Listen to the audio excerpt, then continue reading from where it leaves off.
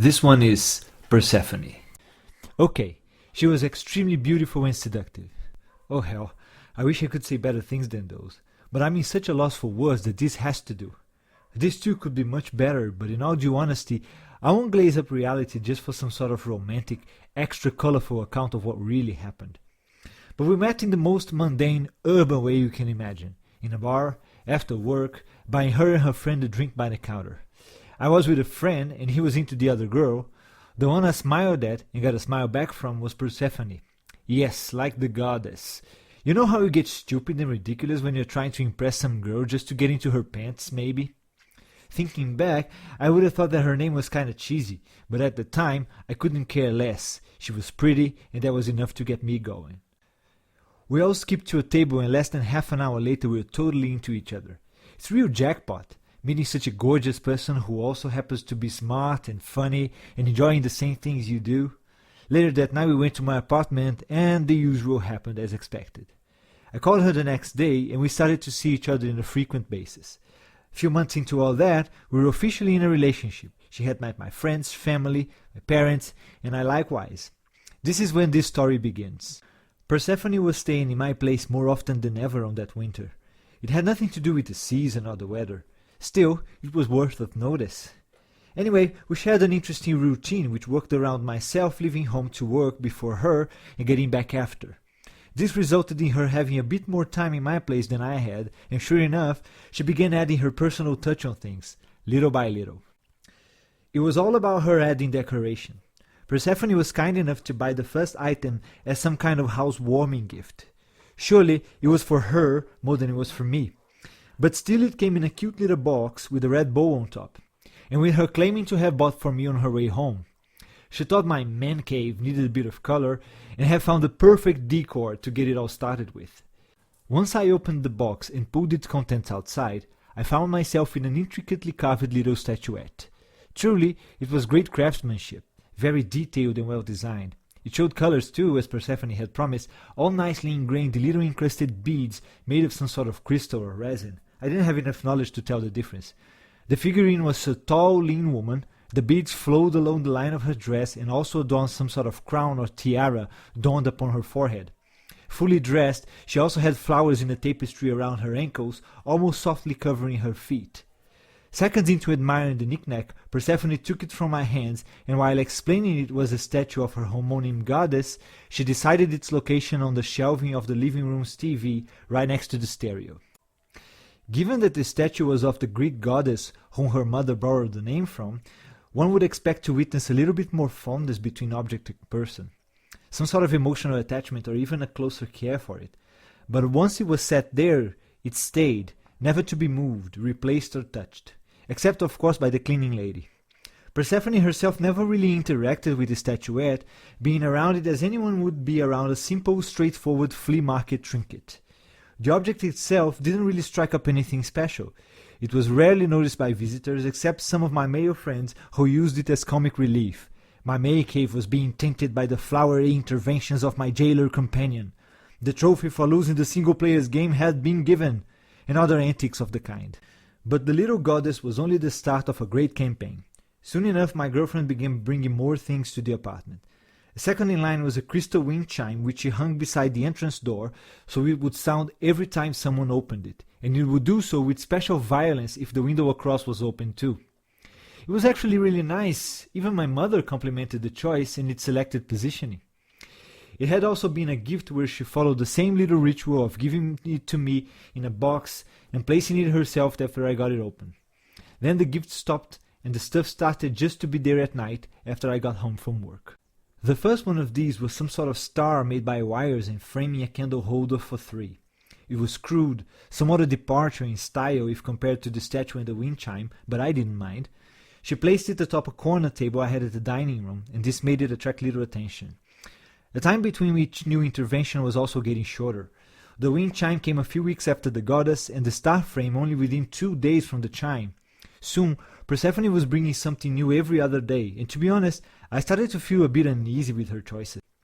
Not so much with the set of wine glasses, Bohemian crystal, which she decided to keep on a silver tray, also of her choosing, on top of the dinner table. It had 6 seats, and since it was used only by the 2 of us most of the time, they suited there just fine, on an area we rarely used during the week. They were really nice. But soon a set of 3 pewter chalices appeared in the apartment. She placed one on the bedside table to her side, filled it with water, and with a candle daisy floating on it. Another was right next to the goddess, also full of water but no candle. Still, I was under the impression that this bit of water was scented. The last was placed in the bathroom counter, again to no surprise, filled with water which she would ritualistically replace every morning as she washed her face with it. This whole set ignited the strange sensation to be built further on then. On and on she would bring some more things into the apartment. All these things would be addressed soon. But the one which came after the pewter chalices was one which would define all that was going on, at least now when I think of it. On the key table, right at the entrance hall, I came home to find a blank book. It was open in the middle, and the pages were light yellow and brand new. There was a regular ballpoint pen sitting at the seam, and absolutely nothing written on any page.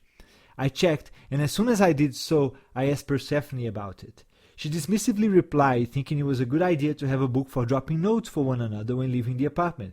I thought it was cute, and that was that. Soon enough, what she said started to happen, and I would find nice welcome notes on the blank notebook, all decorated with these interesting patterns she would draw. It seemed it took her a lot of work to do that, and I was really appreciative. They would go from straight cute things to sexy taunts. Still, while the contents of the message would be diverse in that sense, the little doodles were always similar to each other. Soon enough, what she said started to happen, and I would find nice welcome notes on the blank notebook, all decorated with these interesting patterns she would draw. It seemed it took her a lot of work to do that, and I was really appreciative. They would go from straight cute things like to sexy taunts. The interesting thing was that as stuff was getting weirder, the less bothered I seemed to become. Whatever estrangement anyone would have felt, it was nearly missing on me or even lasted very little. After the book and the scrawlings came a set of 3 knives. Not kitchen knives now. They looked much more like daggers. Curved dark blades, leather-tied handles. Persephone played them next to the pewter chalices, one next to the other in a neat and tidy fashion. Still on the left of them, their blades pointing up and the curvatures facing outwards. They were actually nice, and I didn't bother at all. As the messages at the book came and went, the last few objects found their way inside the house. She hung a mirror in each room, oval, some large, some smaller, all of them handsomely adorned with wooden frames. My girlfriend was a great decorator, it seemed, since the mirrors would show you virtually from any point in the given room. A true marvelous understanding of perspective and positioning from her. Finally came the candles. That day she told me how much she loved candles, all kinds of them, normal, scented, shaped, you name it. Gladly nothing went hectic or out of hand. Persephone would keep the house well stocked with proper candles, while she would only burn a few of them at a time and in neatly secured burners. It all seemed so well adjusted and fit. Altogether, strange daggers, chalices with water, the statuette, crystal glasses, the blank notebook with strange doodles, mirrors, and candles everywhere brought a completely different atmosphere to my apartment. I admit that it was dull and grey before that. Now it looked more alive and human. So much so that instead of feeling invaded and freaked out, Persephone looked ever more beautiful and enticing to me. And in a cold day, when one candle was lit in each room, I got home to a sexy note on the book, a bottle of wine with 2 glasses on the coffee table, springing my steady and decisive invitation for her to move in. To my surprise, when I offered her to help her with the moving, she told me that nothing she owed was actually needed. Persephone sold all her stuff, furniture and appliances, and brought to my apartment only 2 things, her clothes and a massive white cat. Can't seem to explain though that no matter how hard I try, I can't remember its name anymore. Maybe whatever name it had was outshined by the 20 grand she brought from her garage sale, or something like that. Fair enough also, since my place was well equipped and furnished, and even though the cat was abnormally huge, it felt at home pretty soon as life adjusted itself to a new routine. I can swear to anything you want me to, that Persephone was getting ever more beautiful. Every time I got home after work, I would find her donning a silk nightgown with some remarkable transparencies.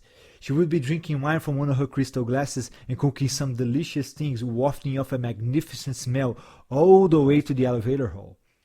The book was giving way to more doodles around the words, and a few more candles would be burning, a little bit more each day. Soon I stopped noticing the mirrors and the pewter chalices, while we'd have a sexy dinner and she would take me to bed to do me off. It was utterly irresistible. Soon my apartment became a haven, the first place you think about when you need somewhere to get away from the world and disconnect entirely. Something rare in a modern world where even our homes are stressful places, while encrusted within the chaos of big cities. Persephone was always making sure to keep me entertained with her and only with her, beyond any TV program, internet connection, even reading books. My evenings were about her and exclusively that. Oh, and how much I look forward to those. All this happened in the first month of winter, when the weather was building up colder and the forecast was seeing blizzards coming our way. Persephone was keen to have our home prepared, pushing her to shop for extra groceries and make sure our heating system was well maintained and running smoothly. The city, the country, was expecting the coldest winter yet, and it was a pretty good idea to keep things organized for that. Hence, a few new items started to show up, relatedly and unrelatedly to the impending snowstorms. I almost stumbled across a water fountain left in the corner of the entrance hall. Persephone explained to me that it was for the cat, since they love to drink from running water. The next day I came across some glass lanterns hanging around the apartment. They encased candles, and she explained that lighting the house with a few flames helped keep it warm and cozy. She had a fair point, and it all made perfect sense. The following night we had plans, which were laid over a month ago. It was my parents' anniversary dinner. I got home to Persephone doing her usual routine, and almost unable to break from it when I reminded her about the plans. She seemed to have snapped from a trance and went bonkers on the whole thing. She apologized under the argument that she had totally forgotten. Then she started to give excuses not to go, the unmade hair, what to dress, she hadn't showered, the cold weather, you name it. I don't understand why she was so freaked out with the idea of going to a nice dinner at a nice restaurant with all expenses paid by my dad, but she gave in, and so we went. Sitting across her at the table, I couldn't help but notice that she didn't look so magnificent as she did back home. I tentatively shunned that thought away, convincing myself that it was the hurry and the fact that she had forgotten the dinner and didn't take enough time to get properly ready. Still, a little bit of estrangement was left in the pit of my stomach. The dinner was lovely, Persephone was lovely, and it all went perfectly well. Later that night, we stopped for a couple of drinks, then went back to the apartment and to bed. Then again, the weird feeling returned once I looked at her under the lights of our apartment and was completely intoxicated by the beauty. I couldn't help but notice that she hadn't changed much at all from the Persephone I had just gone out with. Yet the amazing beauty was back. Still, the heat of the moment halted any further thought about that, and the evening went as it should have been before we left the home earlier. The next day we were up for a treat. Weather forecast warned us all that a major snowstorm was expected for the early evening up until the morning of the next day. As the weather turned over more dire along the way, and the meteorologists were adamant in their predictions, businesses were deciding whether or not to dismiss its employees a little bit earlier today. To my luck, my company decided to give us this benefit. I called Persephone on her phone to check that her job had that very same decision and we will both be home sooner than usual. Sure enough, as I was commuting, the precipitation began and built to a heavy pouring as I left the subway entrance and walked a couple blocks to my condo. It was early, yet the weather condition darkened the sky significantly, making it look like we were deep into the night. It was great to be home that day. It was warm and cozy, all perfectly fashioned by my girlfriend. We had dinner while checking the weather report, and my mobile pinged the notification that my company dismissed all employees tomorrow due to the unexpected duration of the blizzard. Because of that, we decided to drink a bit more wine than usual and ended up opening 3 bottles. Sex was wild and amazing that night, and the house had an absolutely perfect mood, pushing us to explore the whole place like never before. Wine helped a lot too. Exhausted, we went to bed while the snow raged on outside and the winds clattered the glass around the place. I woke up in the middle of the night, sweating like a pig. Looking around, Persephone was nowhere to be found. It was not hot enough to have induced my strange and heavy sweating, and when I came to completely, I noticed that I was cold and I had soaked my side of the bed and my pillow. I was completely naked, which is obvious enough from what happened the last hours of that night. I tried the light switch on my bedside table and it didn't turn on. Also, my phone was out of battery, and as I tried to connect it, no juice came through. The proper conclusion was that we had no power. Thankfully, we used gas heaters, so as long as the boiler was afire, we were nice and warm inside. The blizzard still raged on, and the winds were ravaging the reinforced glass windows. 3 red candles were lit on top of the dresser. I saw myself in the mirror under that eerie light, and goosebumps crept all over my back. I called Persephone to no answer, hence deciding to walk around and find her. All the while I looked for her, I called her name, never could get an answer back, until we managed to find each other. But before seeing my girlfriend, I went across a number of other things going on in our forever cozy and haven-ward apartment. Apparently the blackout was all over town, since once I looked out the windows, I could only see the heavy snow and no glint of any light sparkled through. My apartment was a bit hazy as I walked outside the hall. A sweet scent of peaches wafted off into the air, while a thin warm steam of some kind floated sparsely around. I crept across the corridor into the bathroom, still looking for her. The pewter chalice was sitting neatly on the counter, next to its paring dagger. The change was in the position of the blade, facing towards the chalice rather than otherwise. I was sure to have seen dark reddish shade in the chalice water, but my concerns with the whereabouts of my girlfriend pushed any further estrangement from my mind at the time. Well, she was not there either. So I moved back outside the bathroom and into the corridor again. Once I did that, I heard a huffing sound coming from the common areas down the hall. I crept that way, curiously, to be almost tiptoeing, trying to see before getting into anything. I was starting to get freaked out. From the passageway, the low fatuous light of my girlfriend's candles warmed up the view, still behind the light screen of the same steam which hovered at the corridor. A noise at the kitchen to my right distracted me from moving to the living room. Obviously, I turned to the sound and peered inside, thinking it had been the cat. The darkness left nothing to see but the white guts swirling past the windows all the way across the door. It was creepy and intense. Entering the kitchen, I noticed that Persephone had placed one chalice and dagger set there, on the counter. The noise became a gurgling sound coming from the corner of the kitchen close to the fridge. Moving towards it, I rubbed my eyes in an attempt to get accustomed to the low light and tried to see at least some shadows. The gurgling sound ceased and it hushed, aware I was getting close, while as it did so, a disgusting fleshy spongy rustle came from the floor to my left. At the very same moment, I managed to see a reddish shave crawl between the wall and the fridge. I heard dreamily the voice of Persephone calling out my name. I felt her touch on my shoulder, and it all went hazy and confusing from there. All I remember was her kind and beautiful face, hovering above my eyesight, as if under and within clouds of pinkish smoke. Her voice was saying things I couldn't understand, distorted by some kind of echo my ears were producing. I remember being taken back to bed, while my apartment looked like an illusion or an oasis, and I remember Persephone tucking me in, saying that I should go to sleep now. The day after, I couldn't help but tell my friends all about that dream. Or was it really a dream? I was so unsure whether that really happened that I could only relate to last night as a dream. Of course, they all went on about the booze, the storm, the cold, and all. Still, the weird thing is that the news indeed accounted for a blackout that night, but my neighborhood was not really affected by it. It was said that the far-off districts were the ones under the blackout, and downtown was all right. At best, my friends shifted the focus from the weird dream to the rest of the evening, and the conversation picked up from there. Strangely enough, I was not eager to share the dream with her when I got home. The snow had diminished a bit, but the city was still a bit stranded due to the blockades on the roads and the public transportation. I spent that afternoon with Persephone after I came back from the coffee shop where I met my friends, and due to the fact that we had been dismissed from going to work then. It was a pleasant and regular day, mostly filled by watching TV and eating snacks with some beer. The blizzard had subsided and the night was pleasant, leading to an uneventful next day at work. As my friends advised me to leave the whole dream stuff behind, I went home later on the third day after the dream. First thing I couldn't help but notice, but who would not, was the fact that the hallway was not lit when I arrived. This helped me see that the little notebook on the key table was kind of glowing in a bluish hue. As I touched it, it was incredibly cold and almost freezed my fingers on it. On the page before me, eerily shaded in silver, the scrawlings made no sense, still looking neat and well organized. I say it made no sense because I couldn't read it, but it seemed to have some language quality to it. Also, the ballpoint pen had been replaced by a fountain pen.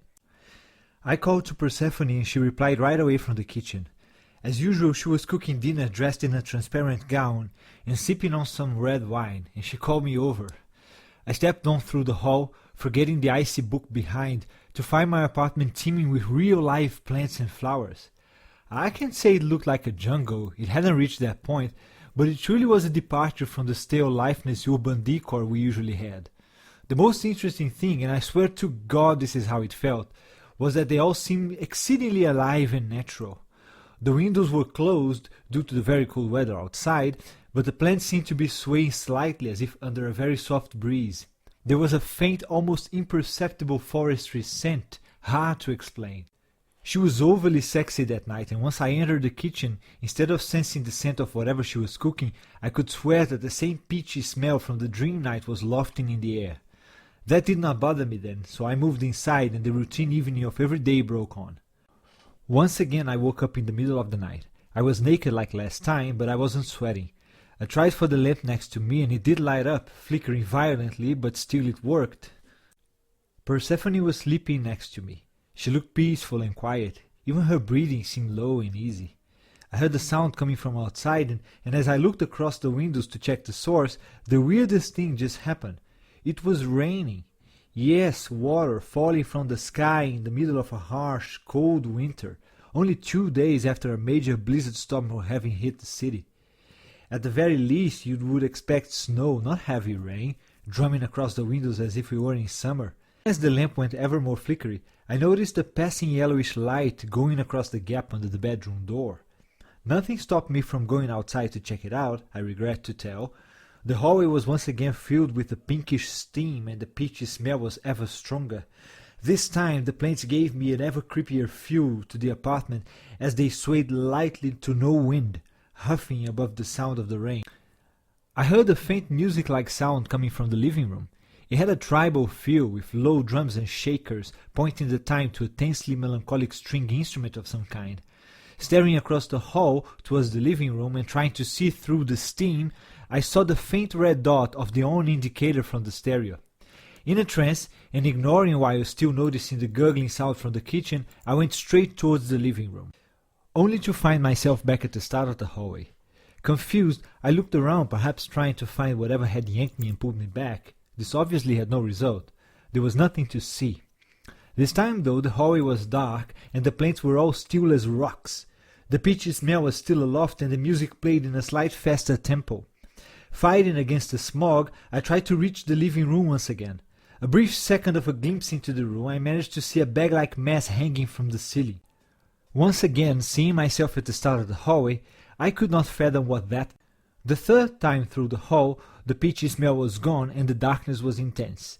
There was no rain anymore, and the feeling was that time stood perfectly still.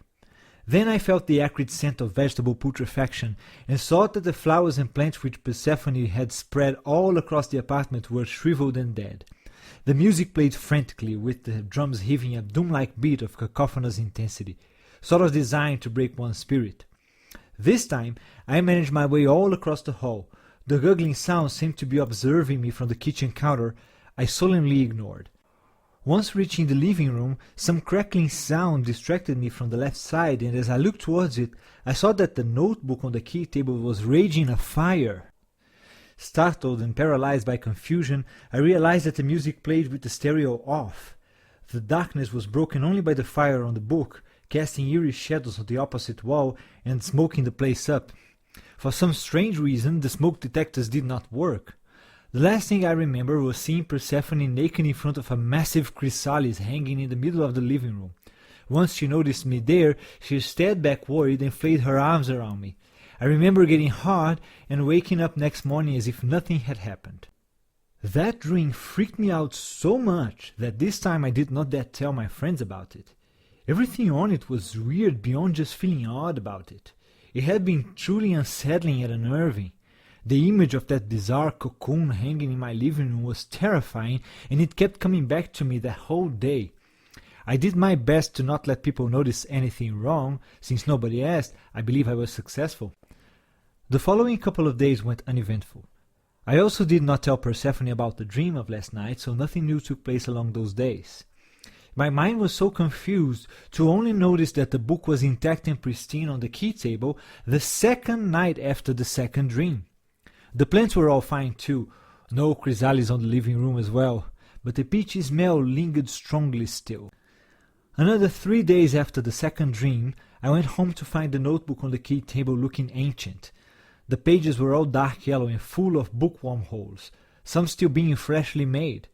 The writings were hectic and random, with drawings and symbols and runes and all sorts of different kinds of unfathomable gibberish. Passages in English held no sense at all, showing only words in frantic fashion, no connectives, no conjunctions, no grammar. I started to feel flustered as I walked into the house and called for my girlfriend. Persephone called me back and invited me to the bedroom. Once I got there, I saw her drinking wine on the bed, completely naked. She had changed her hair color, but it was so weird since I couldn't remember the previous color, nor could I figure the new one. The only realization was that it changed, and I was sure it was the color. Suddenly she leaped on me and ravaged me like an animal. She was out of control, but I was utterly enjoying it. It was so intense and extremely exciting that I even smoked a cigarette afterwards, something I hadn't done for over 5 years. We had dinner shortly after and went to bed. Once again I was up past midnight. This time I wore a full tuxedo, elegant and sleek, while weirdly enough, lying in bed. I got up and the first thing I noticed was that everything was very dark and there were no lights outside. In fact, I couldn't see a thing out the window. It was like my apartment drifted in a void of some kind. Persephone was not in bed once more, and the pewter chalice with dagger were not on her nightstand. Now that made me a little bit nervous. I walked outside the room trying the light switch to no avail. Once I hit the hallway, all those things from before were there. But somehow, inexplicably so, the plants were casting the creepiest shadows across the walls in spectacular fashion. The whole place felt like a forest surrounding you, but the floor was still expensive and well-waxed hardwood. The peachy smell felt stronger in the bathroom, and so I went there, and was not surprised to see that the chalice and dagger which belonged there were missing as well. That made me feel a bit queasy in my stomach as I left the bathroom back into the foggy hall. The gurgling sound in the kitchen was louder this time and forced me to move inside and investigate. To my left, the kitchen counter was devoid of chalice and dagger as well, and the unnerving feeling peaked. That was when I looked next to the fridge and saw a massive white swan on the floor, perched on top of a gooey, reddish, fleshy and disgusting mass. As the bird pecked on it, tearing slashes of that thing, blood fell on the floor and splattered across the walls as the swan pushed it down its neck. The peachy smell was slowly being replaced by a repulsively putrid stench, surely coming from the fleshy perch of the animal. In a split second before I rushed outside the kitchen in a disgusted fit, I noticed that the swan had milky white eyes gleaming like something was dead inside, while eyeballs rolled among the mass of flesh and tendons and bones. Fighting the urge to vomit, I got myself together and tried to get to the living room. That was when I noticed the music playing slowly and faintly in the background. I went in as slowly as I could, and the place was as in the previous dream. The book was on fire, the stereo seemingly played the music while turned off, and there was the huge chrysalis hanging from the ceiling. But the light was so low that I could just as easily have confused the curtains with it. Also, looking again, I could not be so sure if the music came from the stereo or the statuette right next to it. I approached the black and hanging mass and tried to touch it, but my hand slipped right through it, ghostly. Alarmed, I looked around and the darkness engulfed everything very hardly. A second later I saw myself sitting on the couch. The chrysalis was gone, and the shadow was swaying right in front of me. My eyes were having trouble to focus, but a sudden burst of light, as all candles fired up a blaze in the living room, revealed that was Persephone. She was wearing a magnificent white dress suiting my tuxedo, as if we were ready to take off to a party or a gala event. But I was feeling sick, and she was looking marvelous, while my eyes brought to my attention the fact that the fabric of her gown looked like the texture of the black chrysalis from before.